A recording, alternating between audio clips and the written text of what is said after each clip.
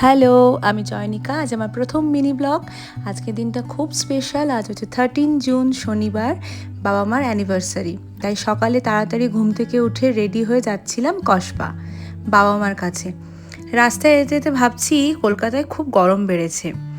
ভাবতে ভাবতেই বাড়ি পৌঁছে গেলাম। বাড়ি পৌঁছে মা বাবার জন্য যে গিফটটা কিনেছি সেটা চট করে নিয়ে নিলাম। তারপরে বাড়ির দিকে রওনা দিলাম। বাড়িতে এসেই বাবা মাকে উইশ করে লাঞ্চ কমপ্লিট করে নিলাম। মায়ের হাতে রান্না জাস্ট ওয়াও। লাঞ্চের পরে ট্রাই করলাম এই হোকোর আইসক্রিমটা, তোমরাও ট্রাই করতে পারো। তারপরে একটু নেটফ্লিক্সে মুভি দেখে চিল করলাম দুপুরবেলা। তারপর একটু বিকেল ঘরাতেই মায়ের এই বাগানটা দেখছিলাম। আমার খুবই ভালো লাগে বাগান। আমি নিজেও মায়ের কাছ থেকে কখনো কখনো ছোট ছোট গাছ নিয়ে এসে নিজের বাড়িতে গাছ লাগাই, কারণ গাছ লাগাতে আমার সত্যি খুব ভালো লাগে। সন্ধেবেলা একটু অ্যাক্রোপলিস মলে গেছিলাম বাবার কাজের জন্য।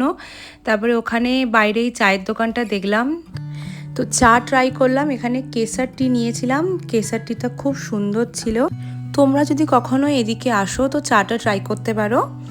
তারপরে বাড়ি ফিরে সেলিব্রেশন হলো, দাদা বৌদিকে ভিডিও কলে নিয়ে কেক কাটা হলো। সকালবেলায় দাদা বাবা মাকে উইশ করার জন্য কেক আর এই গোলাপ ফুলের বোকেটা পাঠিয়েছিল। তারপর দুজন কেক কাটলো। কেক কাটার পরে দুজনকে কেক খাইয়ে দিল।